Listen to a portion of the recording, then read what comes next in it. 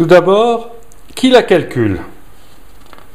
C'est le service du cadastre qui dépend de la direction des services fiscaux de votre département qui calcule et détient les évaluations de tous les logements.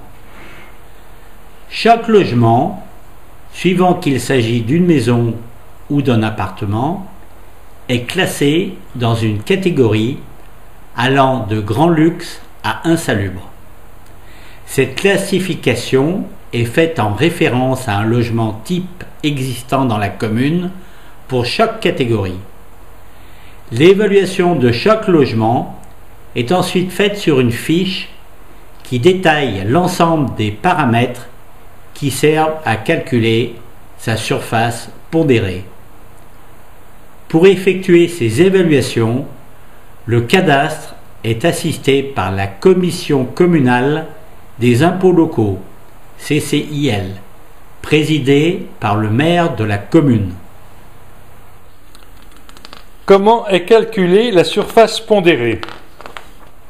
Le système est assez complexe, car il tient compte des paramètres suivants: de la catégorie qu'on lui a attribuée, de la surface totale des pièces et annexes, du coefficient d'importance, il y a des abattements pour les grands logements, du degré d'entretien à l'époque de l'évaluation, de sa situation générale à l'intérieur de la commune, avantages et inconvénients du quartier, de sa situation particulière, vue, bruit, exposition, de l'existence ou non d'un ascenseur, des différents équipements, eau courante, gaz, électricité, nombre de WC, baignoire, douche, lavabo, chauffage central,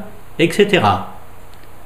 Des dépendances existantes, garage, cave, grenier. L'aboutissement de tous ces calculs est la surface pondérée totale. Et comment arrive-t-on à la valeur locative cadastrale actuelle du logement? On applique à cette surface pondérée totale le tarif au mètre carré déterminé en 1970 pour la catégorie attribuée au logement. Plus votre logement est luxueux, plus ce tarif est élevé. Pour ensuite arriver à la valeur locative actuelle du logement, il suffit d'appliquer l'ensemble des coefficients de revalorisation décidés depuis 1970. Que pensez-vous de ce système? C'est une solution complexe et archaïque qui crée des inégalités entre communes, les évaluations et les tarifs au mètre carré étant différents suivant les communes.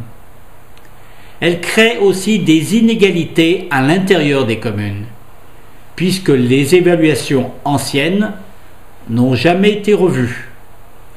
Les immeubles neufs en 1970 restent neufs, encore aujourd'hui, et que les maires ont tendance à surévaluer les nouvelles constructions.